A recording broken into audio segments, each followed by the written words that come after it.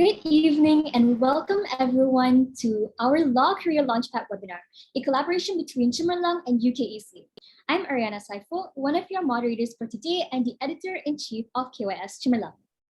And I'm Cheng Jie, a first-year undergrad doing PPE at the University of Manchester and an executive counselor from UKEC. I'll be your second moderator for today.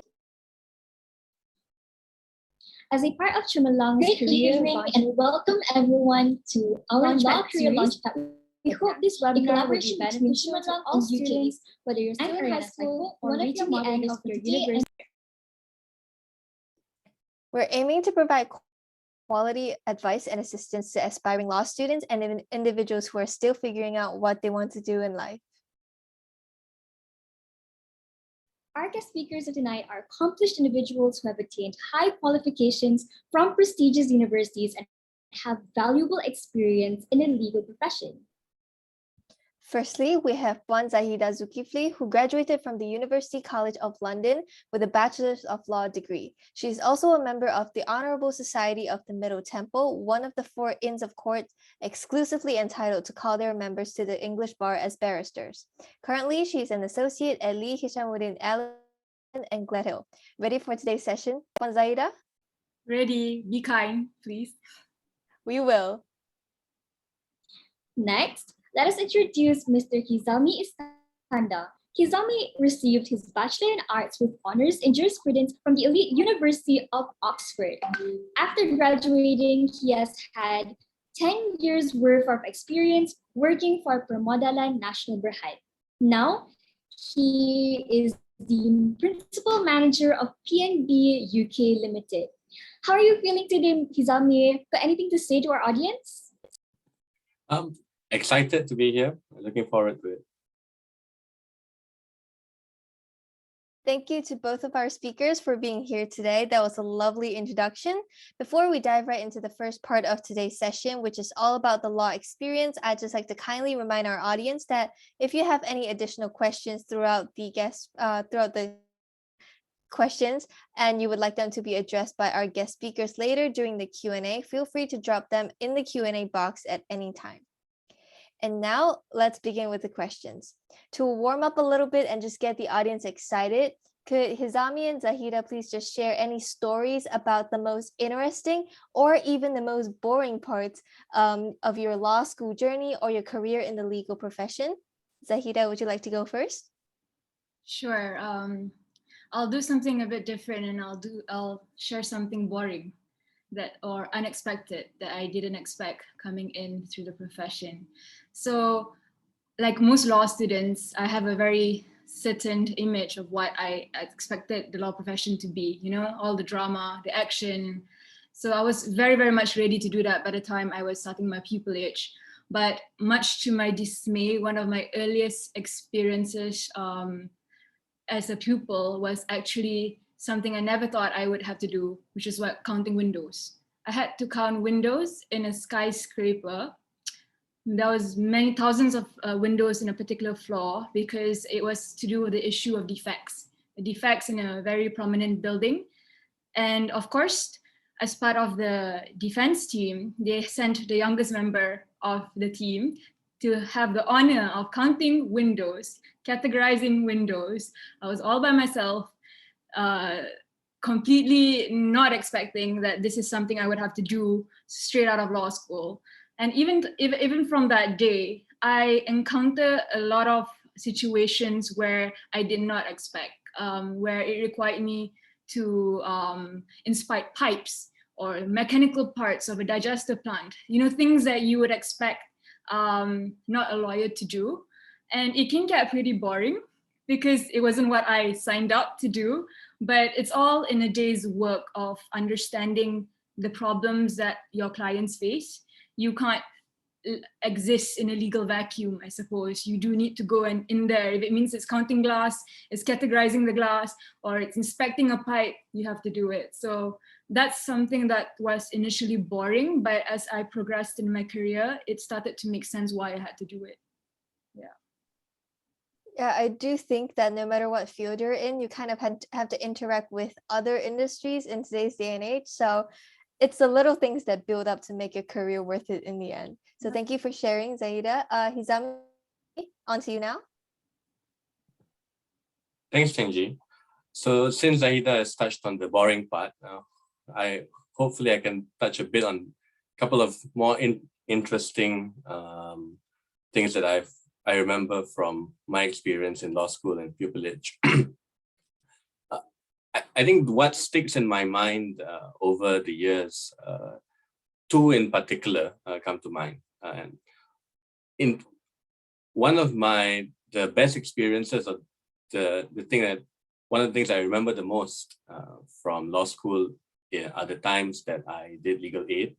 So back as an A-level student, I spent a couple of weeks at the KL Legal Aid Center, where I got to meet prisoners at the Kajang prison, got to meet sex workers in Chowkit, and listen to all these people who needed help from lawyers.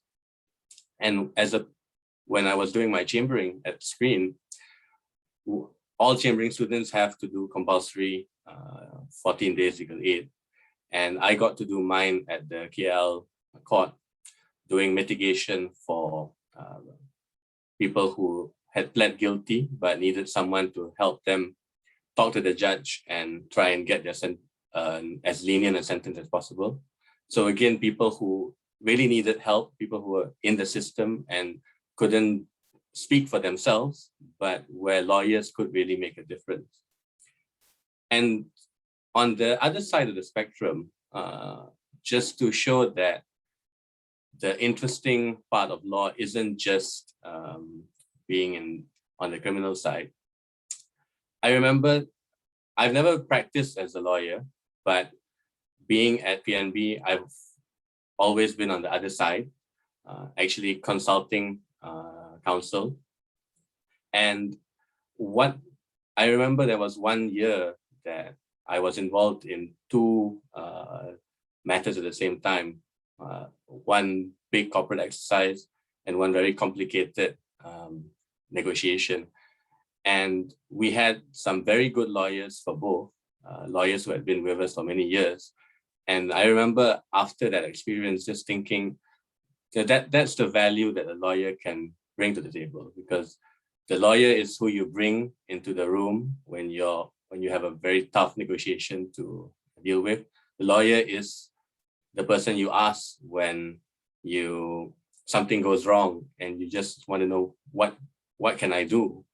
And the lawyer is there when you're just not sure what you should do and you need someone you trust to tell you what your options are. So in both those matters, it was the fact that we had a very good lawyer which really made a difference. And so I think that's always stuck with me over the years, even though it's been almost 10 years ago now. Wow, Hizami, I think it's really great how your idea of what a lawyer is has really given some in-depth insight towards us individuals who probably don't really know what a lawyer does. It really gives the entire career it makes it look really, really amusing, because we get to see what a lawyer does, see how significant a lawyer is in society. So thank you so much. So on to the next question. What inspired you to pursue law? For example, Zahidah, I remember you mentioned before that you have, as a high school student, you actually were a debater. Was that one of the reasons why you decided to pursue law? Thanks, Ariana. Yes and no. I think I've mentioned this before. It was okay. I did debating. I did debating throughout my education, so all the way up to university. So I've always had an affinity to persuade, I suppose. But when it came to actually choosing my pathway, it was through the process of elimination. I knew I could debate, I knew I could persuade, but I still wasn't convinced. I was still a high school student. I'm not the best. I felt like I wasn't the best. So of course, it became a situation of, even at that age, what I was interested in. and not just necessarily what I was good at, because you're only a high school student. You only know so much what kind of skills that you have. So in terms of interests, I eliminated the sciences, I eliminated the arts, I eliminated, basically, I guess I was already looking at just the traditional like professions. And I know in this day and age, even back when I was a student, there were so many other options besides, doctor, engineer, lawyer. But for some reason, I guess I was still at that age, admittedly, still pretty close-minded. So I was still looking at the traditional jobs that people went into, the traditional jobs. So it wasn't very hard to eliminate, and it was just lawyer left. I'm like, okay, this is something I think I have a bit of skill on, and I have interest to go into as my next step. So it wasn't a eureka moment, I read To Kill a Mockingbird and I wanted to fight for the little people. It wasn't like that for me. It was very much, I had a narrow list of jobs to begin with. What is the least job that I wouldn't mind pursuing? So that was how I got into it. Zahidah, I think your experience as a high schooler, how you said that, oh, I'm looking at my interests and it's not really based on my skills, I think that's very relatable. I think like a lot of students right now, they're pretty scared on what the future might hold for them because they're not really, great at what they're doing at the moment. They don't have any skill sets that they're particularly really good at the moment. So I think it's really inspiring how you use the process of elimination to figure out that you wanted to do law. But what about you, Hizami?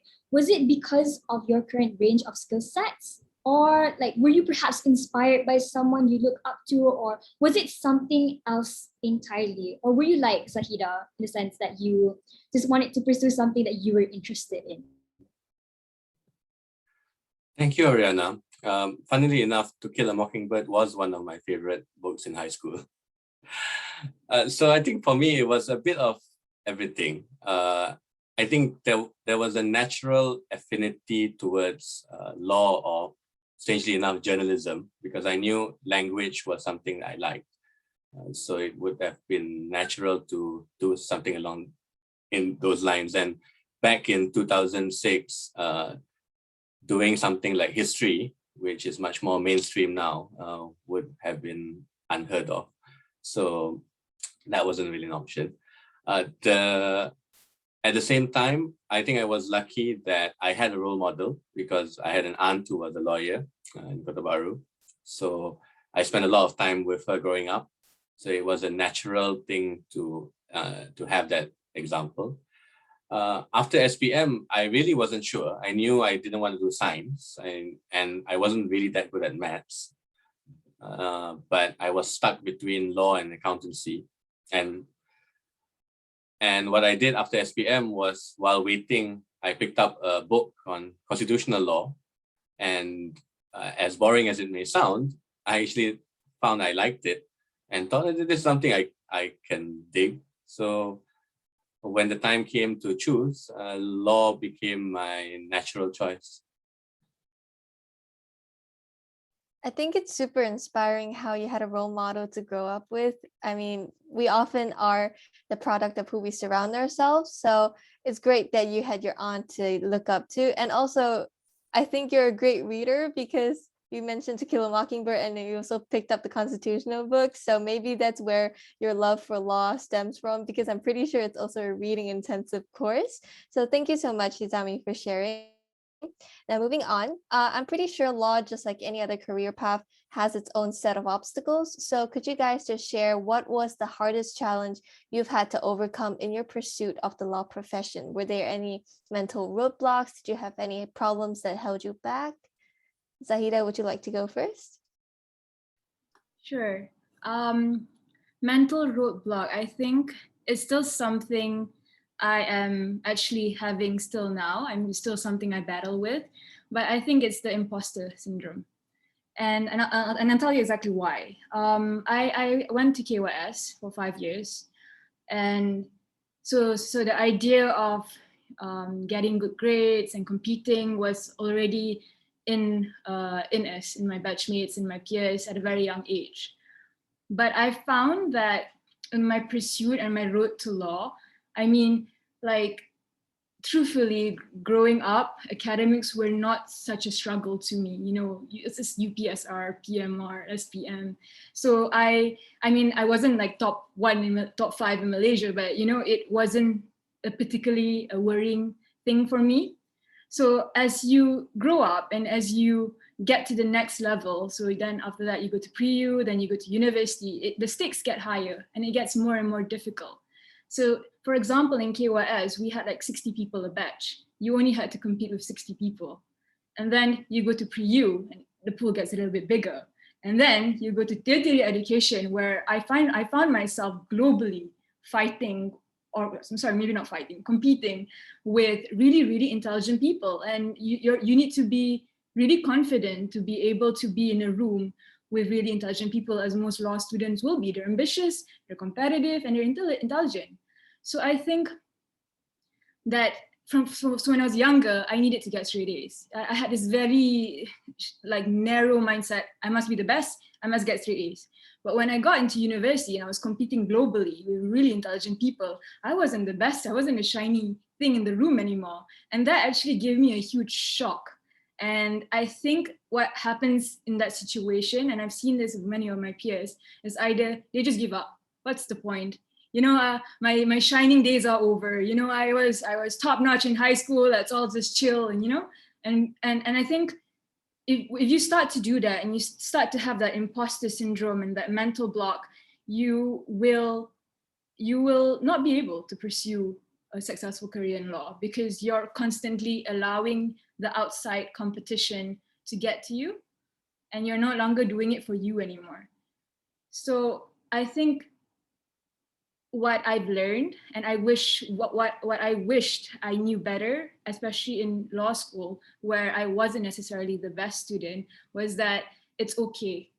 It's completely okay if you're not called up as the valedictorian or you're not dean seat every semester. By no means does it show that you will fail at a career at law, because there is, as you will talk about it later, there's just so many branches of law requiring different skills and not necessarily your academic ones. So I wish I knew that and I didn't let it get to me at such a young age. And now I'm sharing it with you guys. Yeah. Thank you, Zahidah, for sharing that. I definitely agree with you that Malaysia is actually quite competitive in the sense that from young, we kind of have the mindset of needing to get straight A's, good grades and everything. And that isn't very feasible when you get to university because, like you said, it's a bigger pool of candidates that we are competing with. And I do think that, you know, ultimately we just have to try our best and try to learn from the people around us instead of viewing them as someone we have to be better at. So thank you for your advice. I'm definitely taking your advice from now on. Hizami, would you like to go next? Tell us about any roadblocks you might have faced in your career or university. Thank you, Shanji. I think in some ways, building on what Zahidah mentioned, I had a fairly, not similar, but a parallel experience at law school as well. Like Zahidah, A-levels were okay, not necessarily easy, but doable. And even though at KYUM, you were juggling 1,001 other things as well. And so I thought when I went to law school, it would be more of the same and just sort of evolve this, the same pressures. And what I guess I didn't quite anticipate was that pressure at university was of a different level. As much as we thought we were prepared, but it is a lot of work. It can get pretty stressful juggling everything, especially at Oxford. It's very self-directed, so you've got to maintain your own discipline and make sure you do your reading and get the essays out every week. And it can get you into a bit of a grind. And I don't know whether everyone feels the same way, but at least for us as a PNB scholar myself, there was always a pressure to perform, always a pressure to go for first class. And getting a first class for law is a pretty stressful experience. So it did get to a point, especially sort of midway, sort of second year or so, when it did start to really get to me. And I was getting pretty stressed.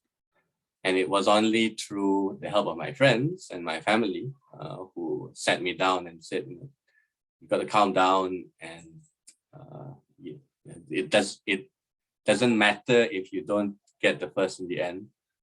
You'll be fine, like Zahidah says. It's not the end of the world.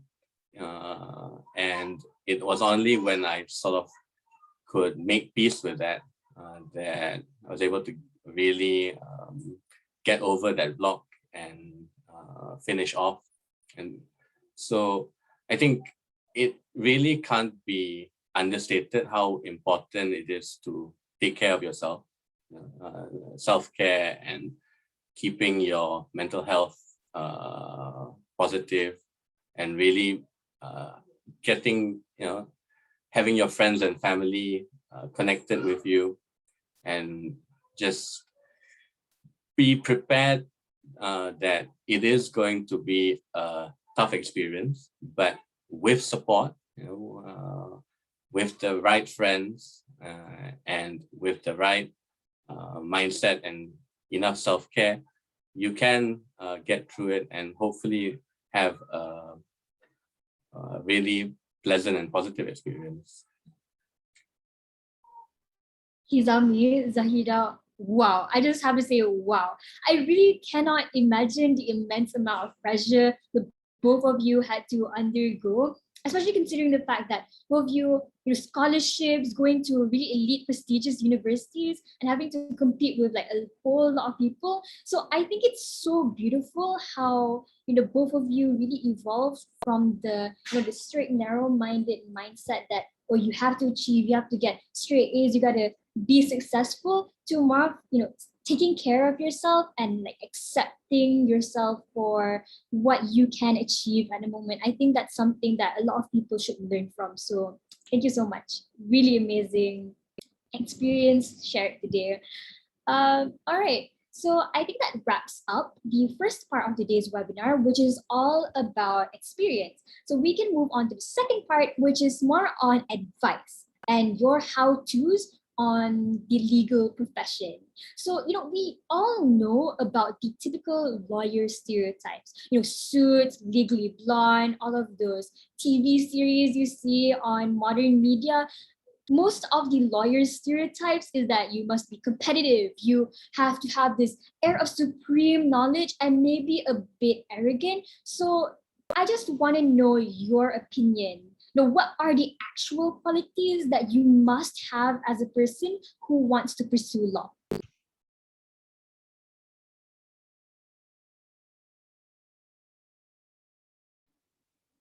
Hizami, do you want to go first? All right.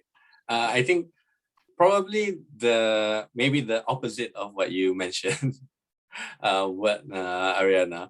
I think for me, actually, humility goes a long way in the profession. I won't say that every lawyer on the bar is a perfectly humble and pleasant creature. That would be a lie. But I think the majority of people succeed because they are humble and get along with people, rather than that way around. Because we're a social profession. The bar is a very collegiate profession. You have to get along with your fellow lawyers. You have to get along with your judges. You've got to get along with your clients. You've got to understand people. You've got to be able to communicate well with people. And all of that does require a lot of humility. And especially when you're just starting out, you're gonna know so little, but there are plenty of people who are willing to lend a hand and teach you what you need to know, as long as you're willing to learn and you're displaying that humility. criteria. And linked to that, I guess the other big thing, which I think will carry you through both law school and the profession, is your work ethic. It's like Zahidah mentioned, it's not all, probably most of it is not glamour. The glamour is just a little bit. Most of it is reading through, as a law student, reading through tons and tons of cases and journals. And while your friends are partying out there and you're thinking, why on earth am I doing this again? And then when you get to become a lawyer, you're doing the same thing again, reading lots and lots of cases and lots of journals and writing out lots and lots of opinions and briefs and cause pleadings and working the midnight oil. But if you've got that work ethic and you've developed it over the years, and you can be disciplined about things and just go through the slog, then you'll find that I think you'll be very well placed to have a pretty decent career, because it is a lot of work, but it as we'll talk about later, it can be pretty rewarding as well. But it does require you to get through quite a lot. But if you got the willingness to do it, then you'll be fine. Hizami, the first thing that you mentioned, the thing about lawyers mostly being really humble because it's a social career, I think that it's great that we could break that arrogant lawyer stereotype, because we see it around everywhere. It's great to know that lawyers are really humble people, and we can really see it through you and Zahidah. You both are very, very humble people, and it's really great to have you here. Just a quick compliment. And the second thing that you mentioned about work ethic, yeah, law sounds like such a grind. So I really applaud you both for having to go through law school and doing all of the work, because it sounds like a really hectic degree to take. So that's so cool. What about you, Zahidah? Can you relate, or do you have anything else to say about it? But just for the record, if you had to choose between Elwood and Harvey Specter, 100% go for Elwood. She's more humble and she puts in the hours. If you had to choose between one. Okay, absolutely. What I absolutely wholeheartedly agree with what Hizami said. I think there's too much emphasis on in media and perspectives, but actually, even as Hizami said, there are people like that, but we don't want to emulate people like that, because my encounter in the profession is you need to have a really high emotional intelligence, EQ. Half the things Harvey Specter does is going to get you hated by your peers and thrown out of the courtroom. There is absolutely no way that you could speak the way he does.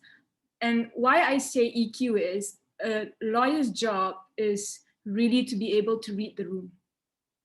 And reading the room means knowing which points to say, which points to press, when to drop your point. That's just the judge. Then you've got to liaise, like Hizami said, with opponents, your clients, the court staff. You'd be surprised how much power the court staff has over your cases. And when you deal with all these people, it requires you to wear different hats and different approaches. And maybe to illustrate that, maybe you guys as students have encountered this situation before. You and your friend are both saying the same thing. You want to get something out of someone. Both of you identically, your objective of a certain person is to get the same thing, but your friend says it in a different way. It's exactly the same thing, bottom line, but your friend says it in a different way, and he or she seems to get what you wanted. And that's exactly what happens in real life, in the courtroom, in opponents as well. If you're not able to read the room and know how to talk to certain people, even though everyone's there to get the same thing, you're not going to get it, because you need to be likable, you need to be trustworthy, because it's still a human thing. We're not robots going in, look at me, I know all the case law, I can cite everything at a snap of my fingers. At the end of the day, the judge is still a human, your opponent is still a human, the witnesses are still human. So and learning this EQ, and I know like maybe I'm scaring off some students, oh my God, how do I read every room? And honestly, do not worry, because this comes with experience.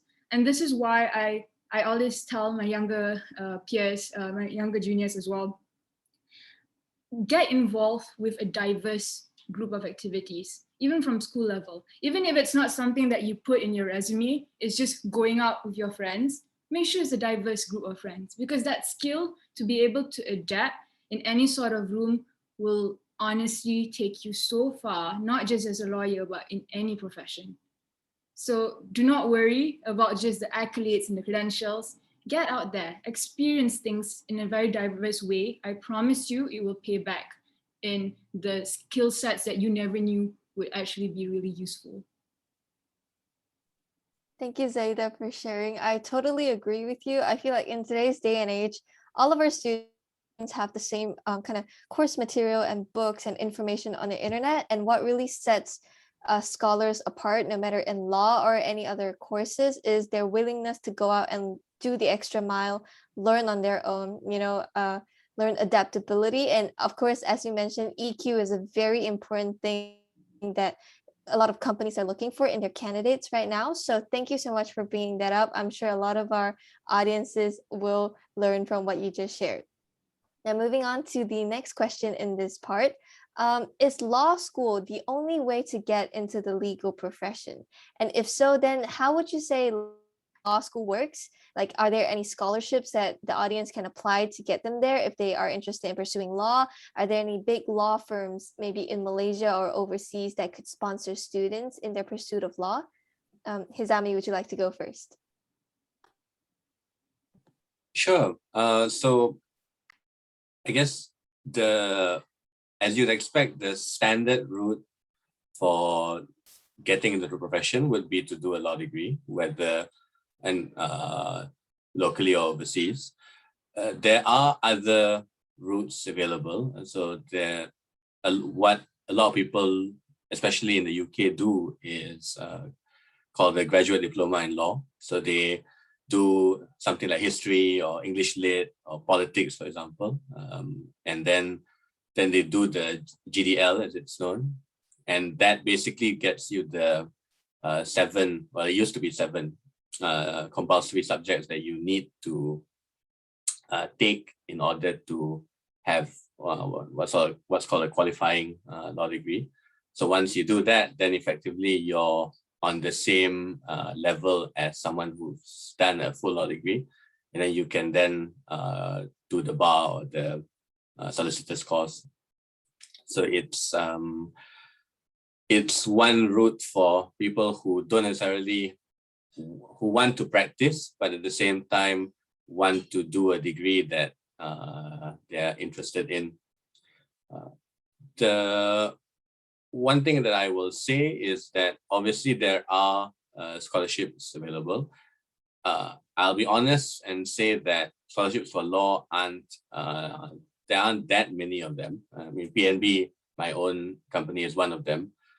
But bearing in mind that and we'll talk about this a bit more later, the price that you pay for taking a law scholarship from a company is that then you may not necessarily be able to practice, at least at the start, because you might, like me, get absorbed into the investment side, or if you're lucky, you might get into become an in-house legal counsel. So there is a bit of a trade-off in terms of accepting that scholarship, because then the chances of you being able to practice from the get-go will be quite a bit lower if you are bonded to your sponsoring body for a while. Zahidah, any thoughts? Yeah, maybe I will add to that in terms of the local and overseas distinction. So Hizami mentioned that if you don't have a law degree and you want to become a practicing lawyer, you can do the graduate diploma in law, the GDL. And then in UK, normally after that, you still need, you're still not a lawyer, even after you've done that. You still need to either do the solicitor's LPC, it's called the legal practice course, or you do the bar, you do the BPTC. And then thereafter you need to do pupillage. So that's England. But if you choose to come back to Malaysia, let's say, I think as far as Malaysia, I don't think there's a GDL equivalent in Malaysia. You go through if locally after SPM, you do foundation and you do about 4 years of local universities. And then you straight away can do pupillage. That's the beauty of doing it locally. You don't have to do the bar or CLP, you go straight into pupillage. But if you have a different degree that's not law locally, you may want to consider doing the GDL or an equivalent. Honestly, I don't know if there's any other options. I just know the GDL. But thereafter, you still need to do the CLP if you choose not to do the bar in England. So that's the route locally. In terms of scholarships, I remember because I was part of the whole craze, it's KYS, the whole craze of, I was a boarding school applying for scholarships. So I remember in my particular year, like Hizami said, law was not a very popular scholarship to get. They were sending for a lot of medicine and economics, I think, in my year. But I do remember when I was applying after A-levels that certain universities within UK did have scholarships. I think Oxford is one of them.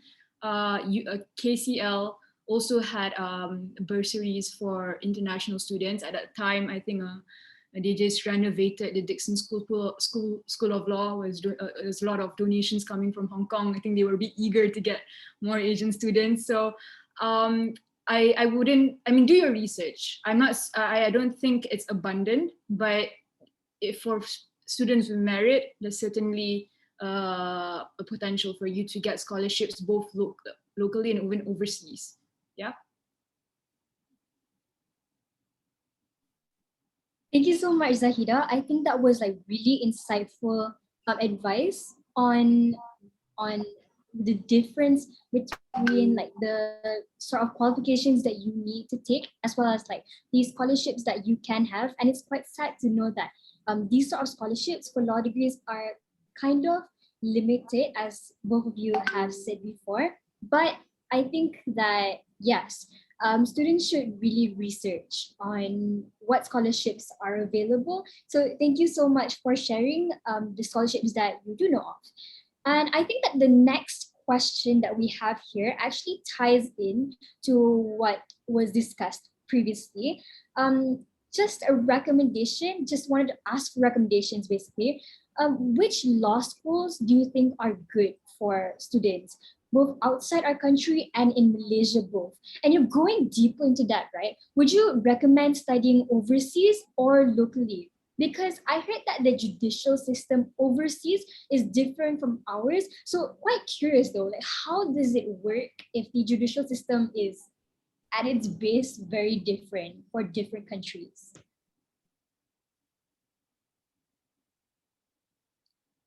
I feel like we're going to get into trouble with this question.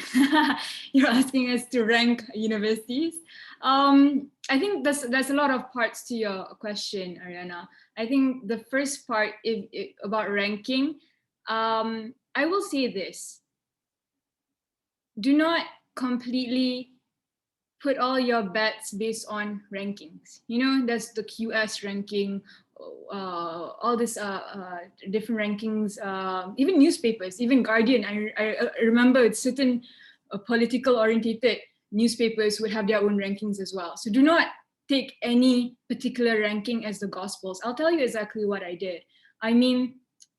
There's no doubt that there are certain universities that are always the top 50 universities. So what I did was I took a few rankings and I sort of, from there, I looked at which universities are consistent. And then after that, I actually went into the websites and I tried to go on any virtual open days or anything that was available to me. And then I guess it was an instinct at that point. So when you want to decide on a ranking, don't just look at a particular one because it's truly, truly so subjective. Some of these rankings, they have this column which says student satisfaction. How do you measure that? How many people is measured? You know, what if somebody has a horrible experience in university and has nothing to do with the course, but maybe he broke up in university? He would put a horrible student satisfaction there, you know? So don't be so gutted if your particular university is not listed in a particular ranking. So that's first. Second, what was the second part was whether you should study overseas or locally. That are honestly, that I don't think that is a right answer or a uniform answer to this for every student. It truly believes what your priorities are. Like Hizami earlier mentioned, sometimes the only way for you to go overseas is by scholarship. But is every scholarship worth it? As Hizami said, sometimes you're bonded. And I don't think enough students think that long run when they apply for scholarships just because they want to be in overseas. And I get it, it's completely exciting. But sometimes long-term wise, being bonded may not necessarily be the best thing for you. You may want to switch, switch your degree or switch your career. And even in my year, I remember some of my peers who really wanted to do law, but the only scholarship on offer was for economics. So they actually switched their interests just to be able to go overseas. But that doesn't necessarily mean that you would have a fruitful or a happy career, because if your affinity wasn't there, it's not worth it.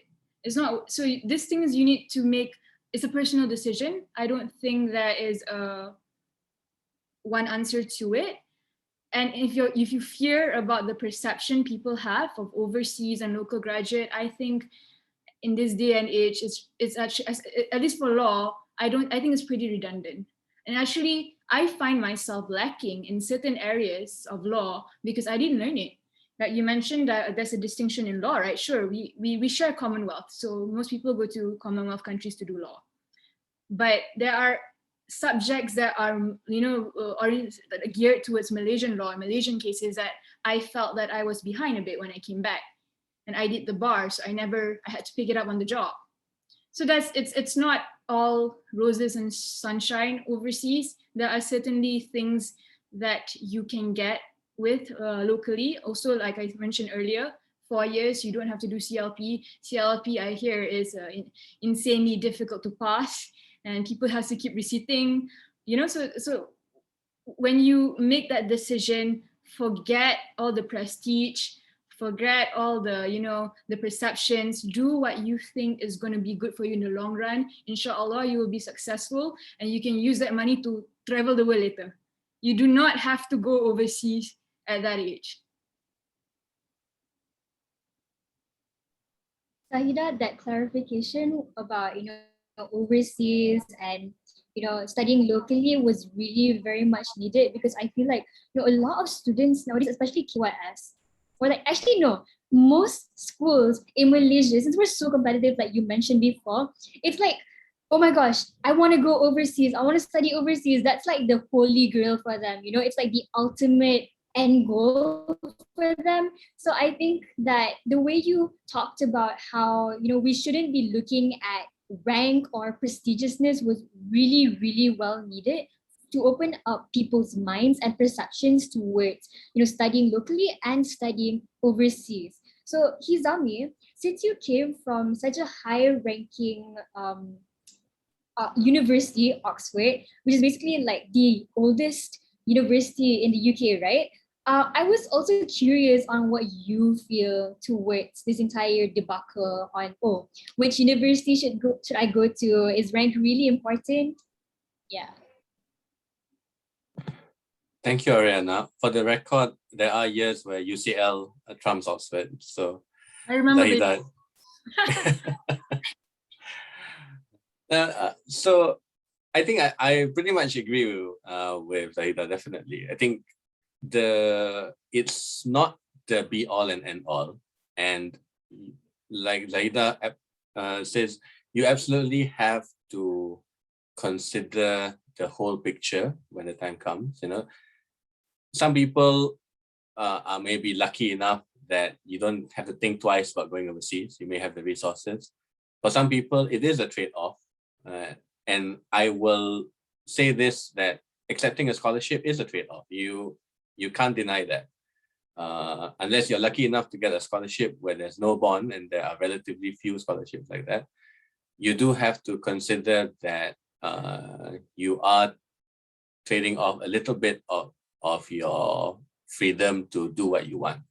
So what I will say is that there's no denying that, I think it's good and it's desirable to aspire to go to Oxbridge, UCL, or LSE, or King's. These are, if these are very good places to be in, and I won't deny that I had a fabulous time at Oxford. It is a genuinely different way of learning. You're learning through tutorials. You're writing essays every week and getting your essays challenged by your tutor. And there's so much independent learning and so much freedom for you to really decide what you think about law, rather than people feeding you what you should be thinking. So if you've got the opportunity, then by all means, you should go for it. But I think what is really important, like Zahidah says, is that even if you don't, you find yourself in a position where you don't have that opportunity for whatever reason, maybe you think that you don't want to make that trade-off, for example, then I will say that you can have a absolutely successful career if you study locally as well. Because like Zahidah says, after a few years, it really doesn't matter. Because the more, once you're in the profession, is the quality of your work and how you carry yourself and the EQ that Zahidah mentioned that matters more and more. And studying locally doesn't mean that you're never going to go overseas, because there are plenty of people who do their undergrad degrees in or UIA, and then go on to Harvard and Oxford and Cambridge for their masters and their PhD. So think one step further. There's always that option going forward if you do want to study overseas at some of these places, but at the same time want the benefits of a local law degree, because not having to do the CLP is a pretty big bonus. And I completely agree with Zahidah as well. It's not insurmountable, the knowledge gap, definitely not. But it does mean that you do have a lot of catching up to do when you, especially like both Zahidah and myself who did the bar, you basically go into pupillage not knowing much Malaysian law at all, even compared to the ones who did CLP. And you basically spend your 9 months frantically looking at Malaysian law textbooks that your peers know much better. So there's always pros and cons on either side. But I'd say that the conclusion should be you can succeed and do well either way. Thank you so much, Zahidah and Hizami, for sharing. I do agree that, ultimately ranking only goes so far, and our university or tertiary education experience is what we make of it. It's our hard work and everything. And of course, studying locally versus overseas, there's a lot of factors to take into account. There are pros and cons that are different for everybody. So that's up for all of our students to assess on their own. So thank you for sharing and for providing those helpful insights.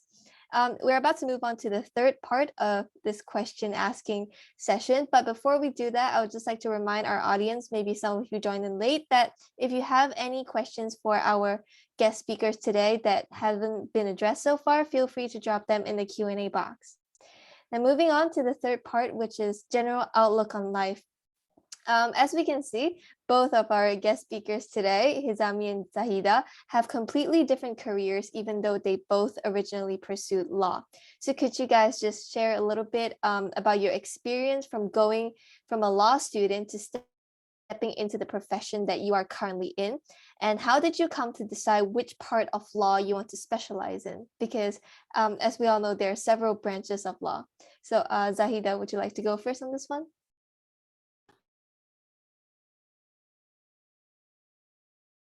sorry, I'm muted. Okay. There are some people who are, I think, who intend to go to practice, who are lucky enough to have an idea after 3 years of your law school of what they like and what they definitely want to do. You know, I'm into shipping law. No way, I don't want to do anything else. Shipping all the way. But that's very, very rare. I think with my peers, all of us are pretty lost at what we want to do. Honestly, I think the first decision we tend to make is whether we want to do criminal or civil law, because there's very few firms that do both. So once we get into that hurdle, then we go into pupillage. And I think so this is when you do research on the firms you want to join. Certain firms allow you, if it's a smaller firm, then whatever files your partner gets, that's the one you'll be doing, and that's fate and luck, what type of files those are. But if you're in a bigger firm, there's normally a fixed system for your pupillage. They have rotations. So certain firms are, when they give you an offer, they expect you to stay in one particular department for the whole 9 months of your pupillage. And that tends to be the department which requires manpower, not necessarily the one you're interested in. Then there's certain pupillage firms where there's rotation. So you do 3 months in, you know, conveyancing, and then 3 months in corporate, and then 3 months in litigation. So that depends on the firms. But I found that to be helpful for me. I did not have a clear idea, admittedly, after 3 years of law school. So only when I got into practice, and then when I went to do my pupillage, and when I was reading cases, and, you know, I had a certain inkling for certain types of law, that's only when I knew. So at a student level, I had no clue what to specialize in. Does that answer your question? That was it, right? Yep, that definitely did help answer the question. I think it's nice that, you know, during your pupillage, you got to experiment around a bit, get a feel of everything, put your feet in the water, see what it's like, and then you finally come to decide, like, oh, this is the branch that I'm most interested in. So thank you so much for sharing. Hizami, do you have a different experience, or is it similar to that of Zahidah's? Well, in my case, despite my best efforts, I never ended up practicing. So I guess, but I think what I went through does have some resonance for specialization as well. So a bit of background, because I was sponsored by PNB, when I finished my degree, I went straight back and joined them as a management trainee. Then I ended up at the CEO's office, and the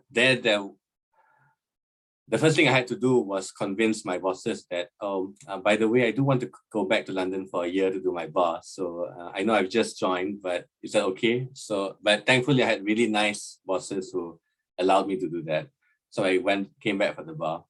And then, and once I finished that, strangely enough, I was doing a lot of legal work at the CEO's office. So it was a natural next step to do my chambering.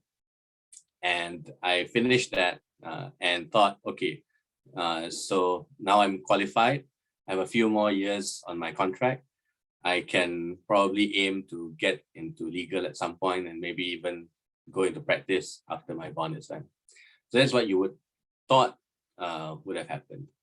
But as things turned out, ironically enough, the moment I came back after my chambering, I stopped doing legal related work and got thrown into things like strategic comms, writing speeches and press statements, human capital work, looking in, then corporate exercises.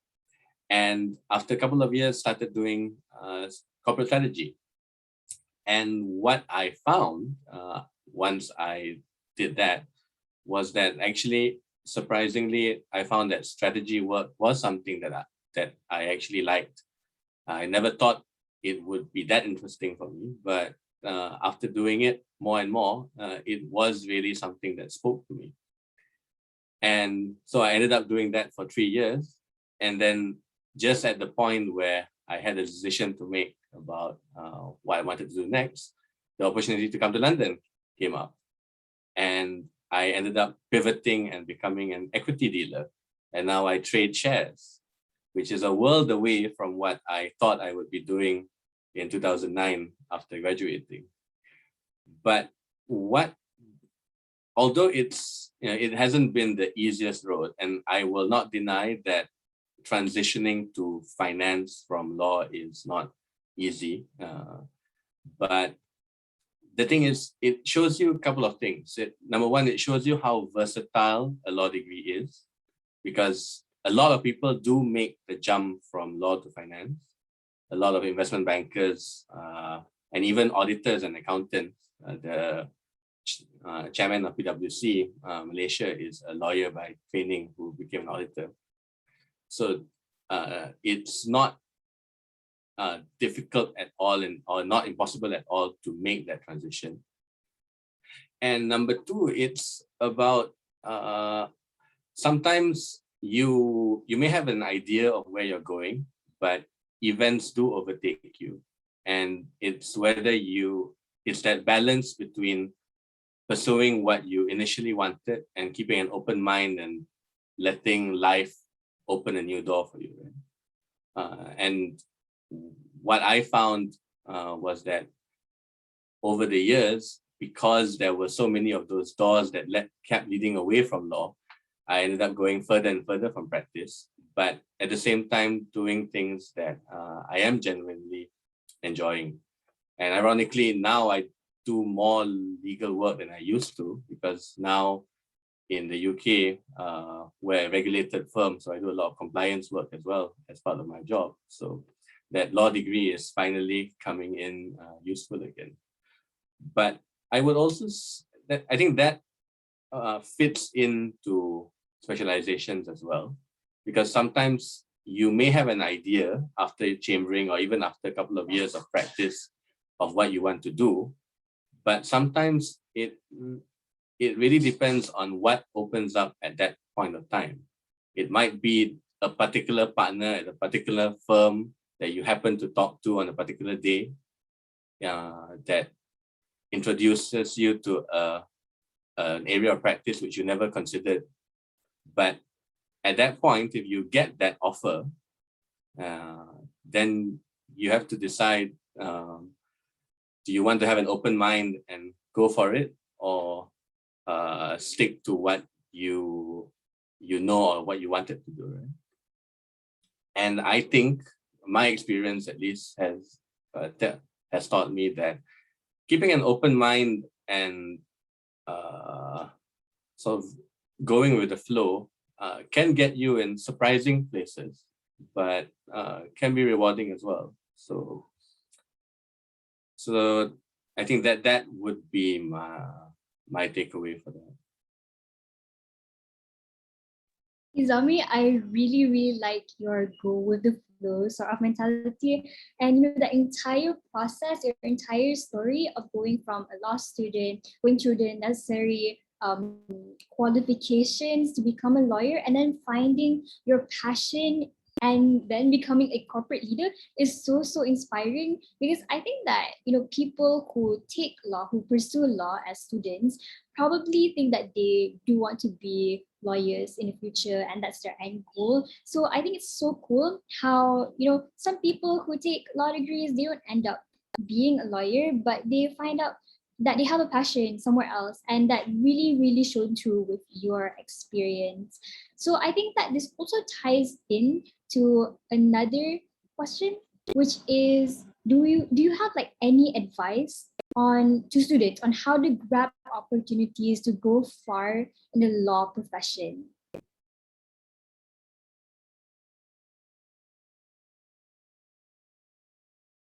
Shall I have a go with that? Grabbing opportunities, I think there's already a lot of emphasis and material out there expecting students to, what are you doing in summer break? You should have an internship. You shouldn't be resting on your laurels. There's already a lot of emphasis about going out there and grabbing opportunities. And I think sometimes it's a bit too much, and it starts to develop students who are ambitious at all costs. Because the second half of it that's really important is, I think, being conscious and present with the current opportunities that you're doing, which is your university or your current job or whatever, whatever activity that you're doing. And I think there should also be equal enough emphasis to focus on what you're doing and doing it to the best of your abilities, because there's no point for you to have this grass is greener syndrome where you're always grabbing here, searching for the next best thing constantly, that you forget to actually hone your skills with the current opportunities you have. So if you're in school, do well. Don't think so much about, oh, no, I need to get into this particular firm. Because what I've seen both from my personal experience and with my peers is that when you truly do the groundwork and you do well with the current opportunity you have, those opportunities will find you. You never know who in your classmates or who in your job or your clients would present your next opportunity. So to make the best of the current situation, I think it's also a way to attract opportunities instead of rigorously going out there and forgetting why you want it to begin with. It's just focus on upskilling and learning to the best of your ability. Yes. Zahidah, so I guess that means that, opportunities are everywhere. So you gotta basically look for it, or you just have to wait for it. What do you think? How, are we supposed to wait for the opportunity to come to us, or do we search for it? I know that we shouldn't be overthinking on how to grab opportunities, but I was also curious, how do you go that extra mile to search for opportunities that can bring you higher? Maybe I'll illustrate that with my own personal experience, okay? Initially, I did not get accepted into UCL because my predicted grades were too low. And for those who are not familiar, predicted grades are something that your school predicts for you at A-levels on what they think you will get at the end of your A-levels. So for UCL at that time, it was an A star AA, and they predicted me 3 A's. So what happened then was, obviously I'm a stubborn individual, I wrote to UCL. And when I was applying for this to this university, they didn't know my current grades. They just sort of knew, they didn't know the percentages, and they didn't know, they just knew whether it was an A or a B. So I wrote to UCL and I told them, look, I understand I've not been given an offer because of my predicted grades. And then I very, very politely, I listed down, this is what I've been getting, put the percentages, and I invited them to form an opinion whether they think I could have gotten that A star or A. Thankfully, they agree, and that's how my offer changed. Now, why I use that example is because I was open to grabbing an opportunity, but at the same time, I could do that because I knew I already put in the work. It has to be 2 and 2. I knew I could get it because I've been putting in the work. So when you do try and grab opportunities, I guess you need to be calculative about them as well, in the sense that, do you have the skills, or are you just haphazardly applying everywhere, and then you're forgetting why you're there to begin with, is to upskill.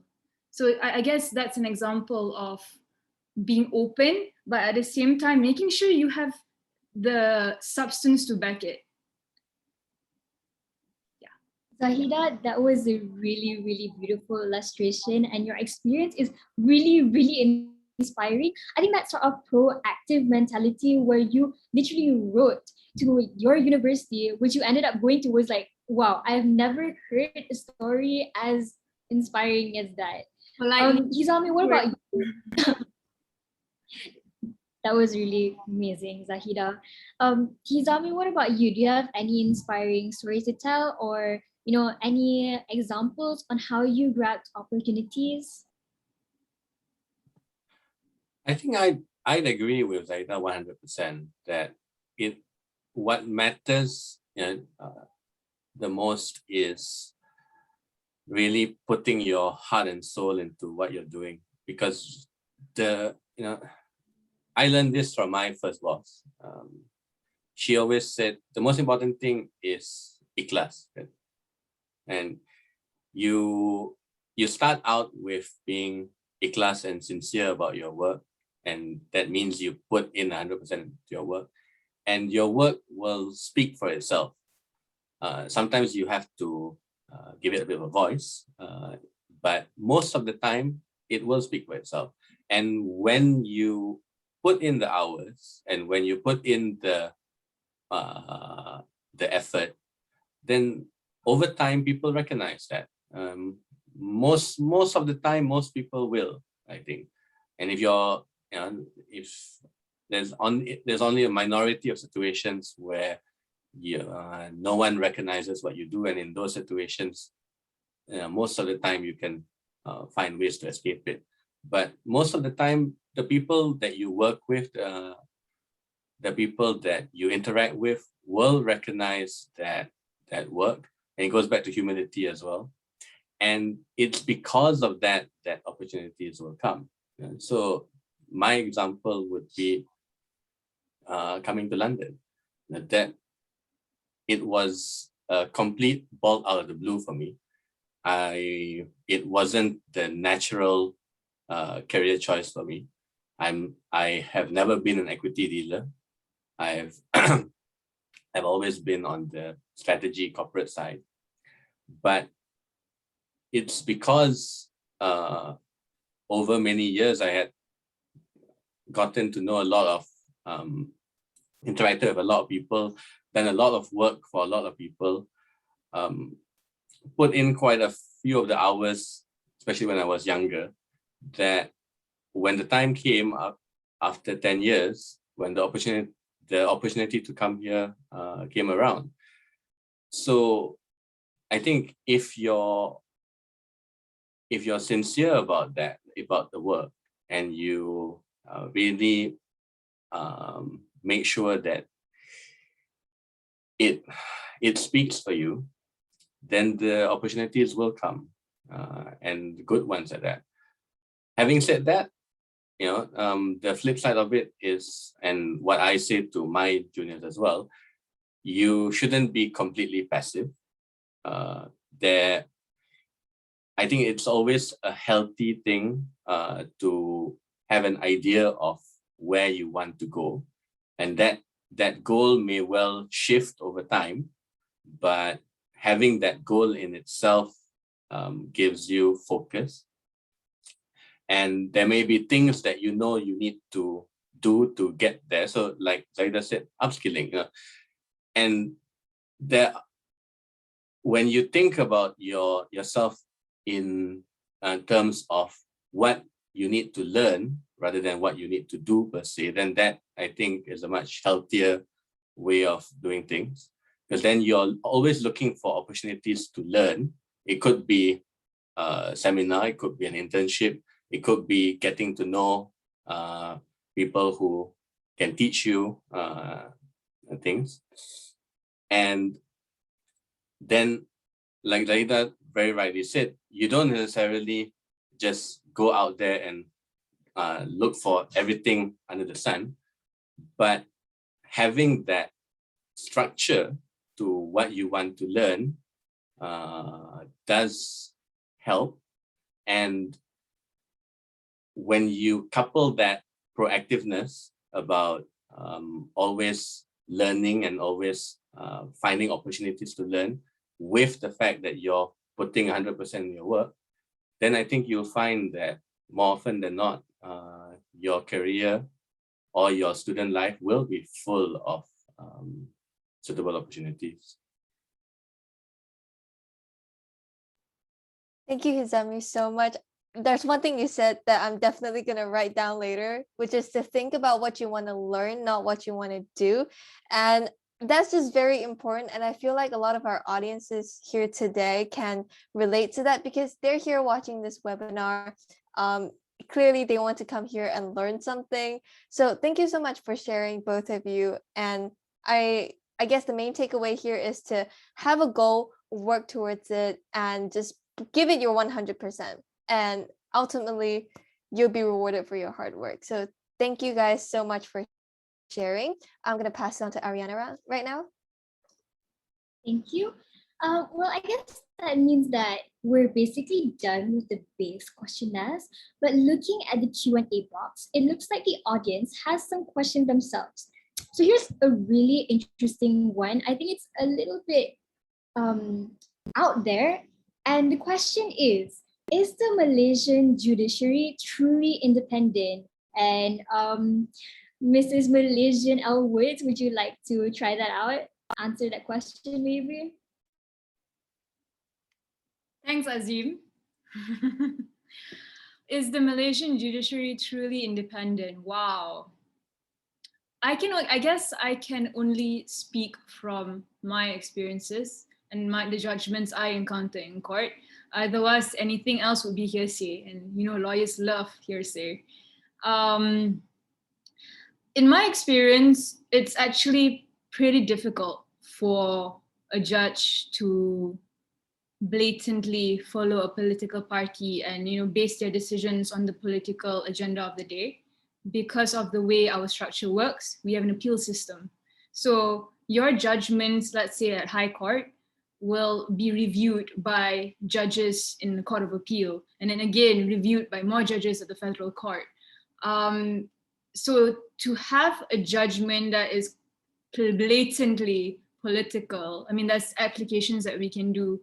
On appeal, we can assert bias and things like that. But it's because of this review system, judges have to be really careful in the reasonings for decisions that they make.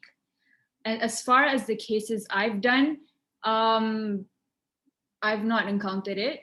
But that's not to say, at the end of the day, the judiciary are humans, and certain things affect them. They're supposed to be independent, and of course, they make decisions without fear or favor. But I find it difficult for them to blatantly be politically influenced with this review system, and I've not encountered it. But that's not to say historically it hasn't. We had the judicial crisis in 1988, but to that level, my honest opinion is no. I don't think it's. I don't think that it is heavily politically influenced. Yes. Hizami, would you like to go? I'm all right. I think I agree with you. Okay, on that note, let's move on to the next question. I think this was one of the earliest questions asked. What are your biggest doubts going into law? So if we could get Hizami to answer this, it would be great. Biggest doubt, I guess, really it would be whether I could do it. I think, and I think the for me it would be that disconnect between what got me into law and what I wanted to do, and the reality of what being a lawyer would be like.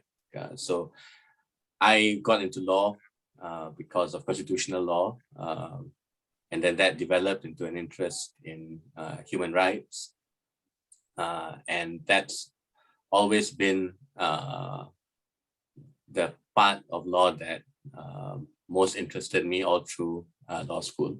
But at the back of my mind, there was always a realization that, unfortunately, that wasn't necessarily what I was going to end up doing, because I knew I was going to go back into the corporate world.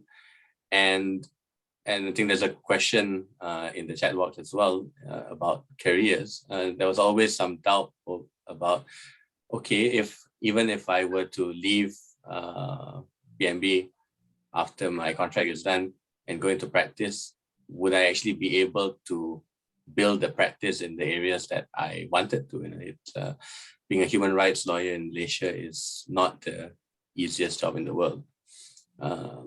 So I think that would have been my biggest doubt, whether I could actually have the career that I wanted to have. And as it turns out, I didn't. But But there you go. Hizami, I think the entire disconnect, that entire doubt you had about whether you would be able to, get into the career that you want to get into was, I think a lot of people can relate, especially when they're, done with their degree and they're thinking about what sort of profession or career they want to get into. I think it's quite relatable. So the fact that you could, maneuver your way through it with such finesse is something so motivational. So thank you so much. But Zahidah, what about you? Do you also have like any regrets or like doubts you've ever faced? I think one of the doubts that I had was that I wouldn't, it's my, I guess the imposter syndrome thing, how I felt that I wouldn't know all there is to law. That means I wouldn't be good at it. So, I don't know all the cases. That means I wouldn't be good at it. And this comes from, I guess, my upbringing, my academic upbringing. I had to cover every chapter in a particular subject. But when you go to university and you go to real life practice, it is impossible for you to know everything. Even in one topic, even in shipping law, that it's really, really difficult. And I think it's always, I guess, it kind of weighed me down, thinking that I wasn't going to be good in my career just because I didn't know everything. And to be honest, practicing, I still don't know everything, and it doesn't matter, because when a problem presents itself, I know where to look, I know what to do, and it's more of the skills that I've gained, knowing how to solve the problem. I don't think clients come to lawyers expecting them to know everything under the sun, but they expect them to have the skills to be able to solve the problems that they have, because they know where to look. So that was the doubt that I quickly killed the moment I went for the profession.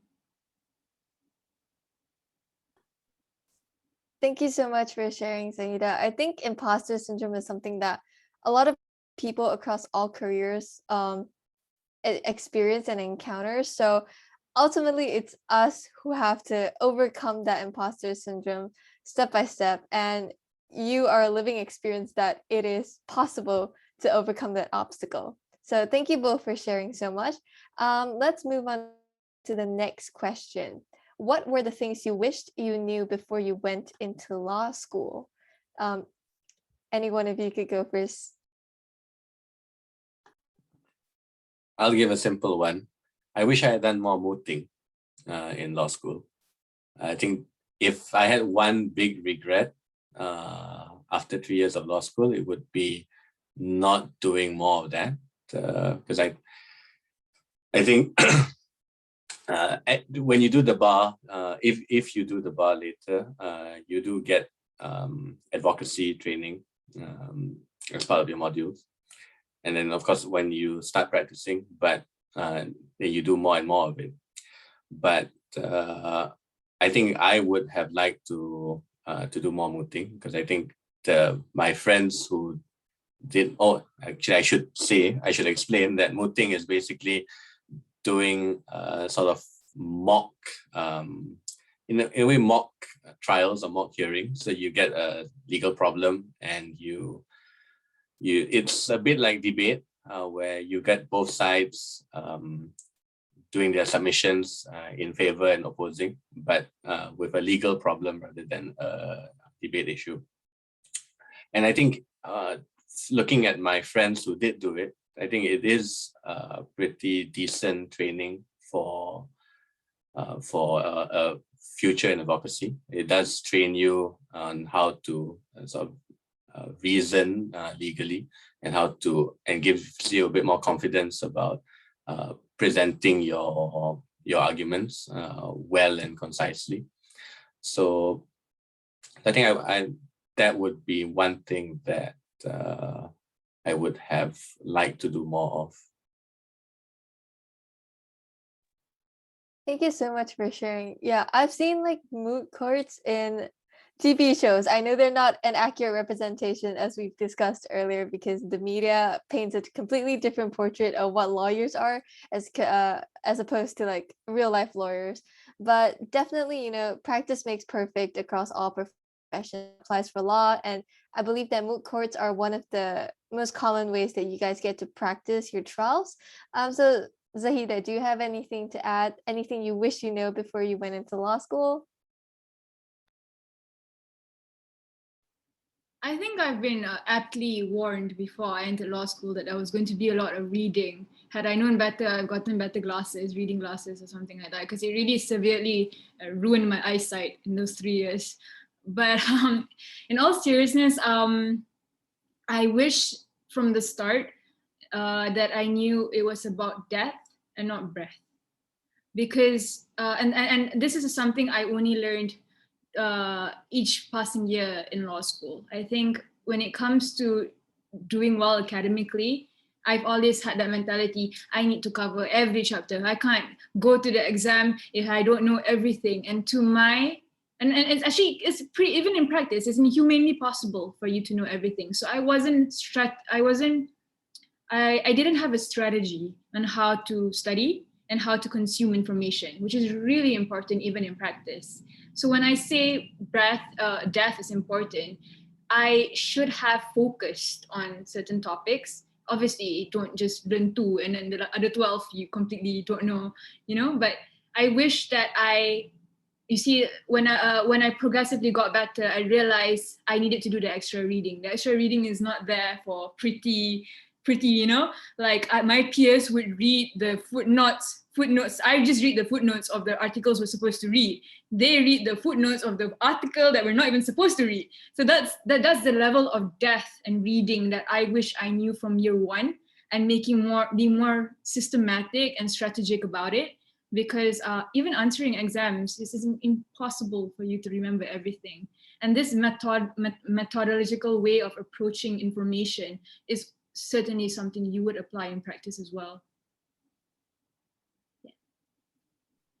I think that entire strategy of going into depth and not really focusing too much on the breadth is something I've never actually heard before. So I think that's a really refreshing take on how to study. I think that students, especially the Malaysian students, we tend to think that we have to know every single thing.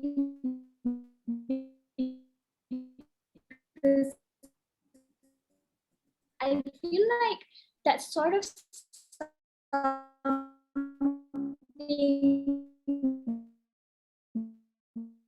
that we were raised to believe, especially. I think that's a really, really. I think we can move on to it's what is the difference between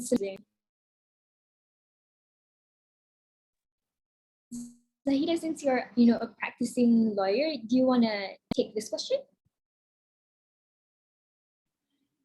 It's terminology, and it depends. The applicability of those terms depends on which country you're talking about.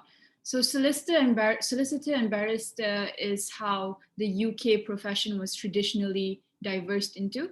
So barristers are, in simpler terms, barristers are the lawyers that go to court. They're advocates, and their specialization is in doing disputes in court. Solicitors perform a more advisory role. They, in the past, they did not have the license to appear before court. So when you have a dispute, not typically you'll go to a solicitor first, who advises you and then refers you to a specialist barrister who actually does the advocating in court, and the solicitor and barrister works together for the client. Now in Malaysia, we don't have this fusion or this divide. It's just known as advocate and solicitor, which is a lawyer really. As long as you've done your pupillage, you're entitled to appear in court. There's no distinction, only barristers can or solicitors can. Attorney is an American word. We don't use it here, and we don't use it in UK as well, but I believe they do the same things, they go to court. So that's the only difference. So the proper terminology in Malaysia at least is literally just advocate and solicitor, which is just a lawyer really. They both can go to court. Thank you for that brief law class session. I think that was a really great answer to explaining the terminology, because I think even if you search it up, it's quite confusing. So I think that the condensed answer was really, really great. Here's another question from Nurin Adlina. I think that Hizami can answer this one. What was the most memorable case you've ever read up before. Do you remember any that you've read up during?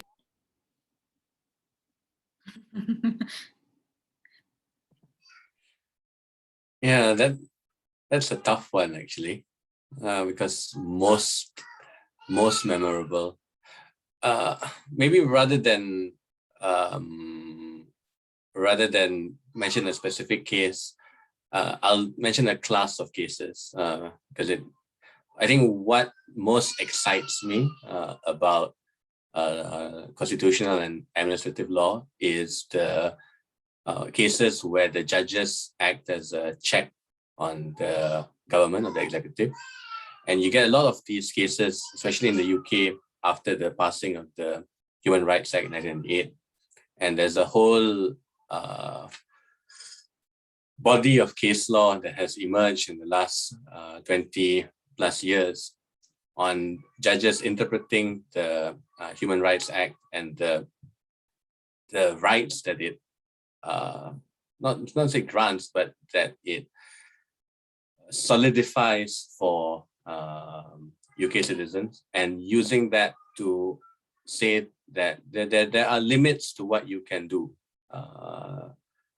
to a person. That when you're considering an action as an executive or as a government, you have to bear these rights in mind, whether it's the right to family life or the right to privacy or the right to life even.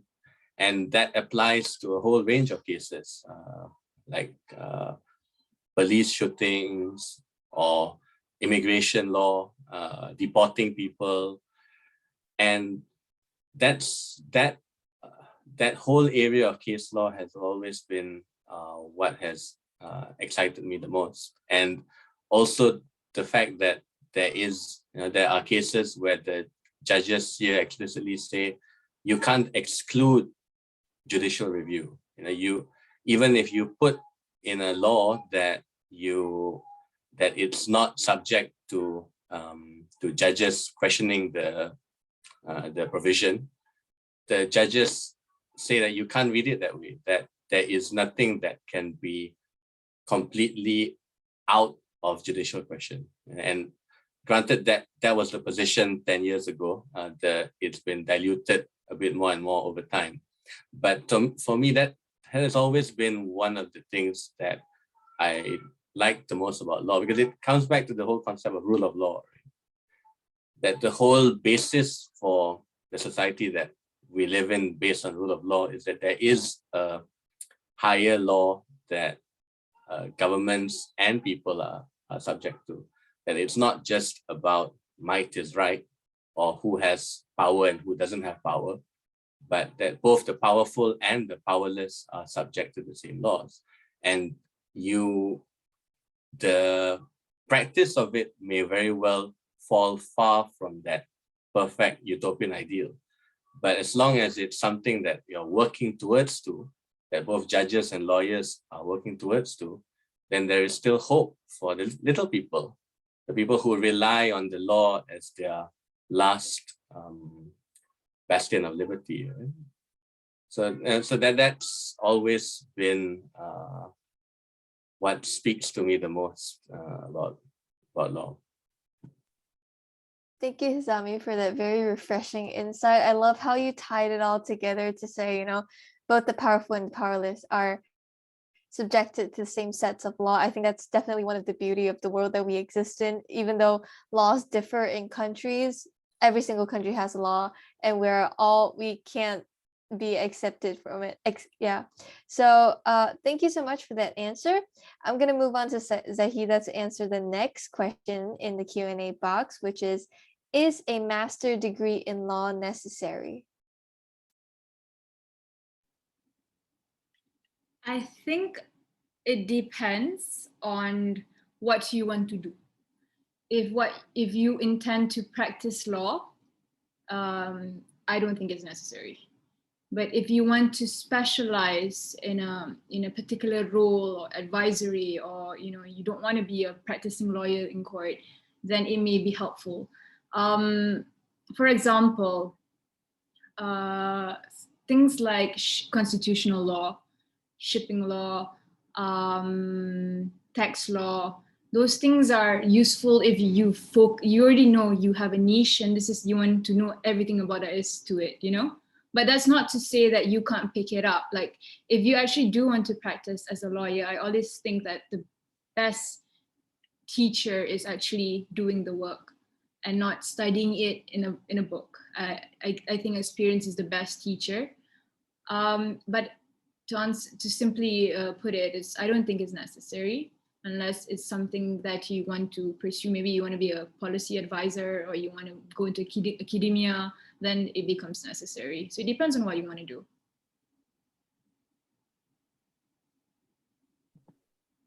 Maybe I'll just add a little bit to that, which Sure. is that I think one of the main reasons I think people end up doing a master's in law is usually after you've been practicing for a few years. Sometimes people need a break, and a master's, ironically enough, can be a welcome break from the grind of practice. Sometimes it's like I said earlier, especially if you've studied locally and you want the experience of studying overseas, doing a master's at an Ivy League school or some of the UK universities is by no means a bad idea at all. And it is a genuinely interesting experience. So I think it's not necessary, but it can be quite beneficial if, depending on sort of what stage your career is at, and if you just want to take that time to pivot, or as Laila says, to go deeper into the law before you progress to the next stage of your career.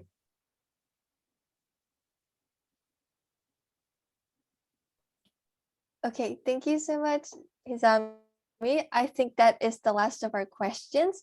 So thank you so much to everybody for submitting your interesting questions. I hope we have answered all the queries that were stirring inside of your head. Unfortunately, all good things come to an end, and we have arrived at the wrapping up of today's webinar. Just a quick recap from my side, my key takeaways of the whole session. Our guest speakers definitely gave us a peek into, what the legal profession is like in the real world, instead of just on TV, Harvey Specter and Elwood. It's not always that glamorous, as well as the hardships of pursuing this pathway. However, I do think that Hizami and Zahidah are, being the professionals they are in their field, are true embodiments that hard work does pay off. So don't be disheartened and power through with your goals, your eyes set on the goals, work towards it. I think the both of you have taught us so much in this session. Ariana, is there anything you would like to add? I think a few other highlights or key takeaways that we can also take from our session today would be that, number one, I think that Hizami and Zahidah really stressed on this, but just don't give yourself, don't be too hard on yourself. Essentially, you have to break the mentality that you have to achieve, be successful all the time, because we can't know everything, because as Zahidah has mentioned before, we are humans, we're not robots. And number two, don't stress about ranking and prestigiousness, because at the end of the day, it's more important to have substance than glamour. So before we end today's webinar, here's a short reminder. If you enjoyed today's content and want to see more amazing speakers like Hizami and Zahidah speaking about their careers and their passion, please subscribe to Cemerlang. We promise you an elite experience and the best content for high achievers. Once again, we would like to thank both of the guest speakers for your truthful and insightful answers for today's webinar. I'm sure the audience attending today's webinar has truly benefited from your help. Even though I'm not pursuing law, I have still learned a lot from the both of you. So thank you so much for taking your time to share with us. That's all from me and Ariana. Have a good rest of your night, and we hope to see the both of you in future seminars, as well as our audience in our future panels. Thank you both, Shangji, Ariana. Well done. Thank you. Thank you, Chenji. Thank you, Ariana. Thank you. Bye. Bye.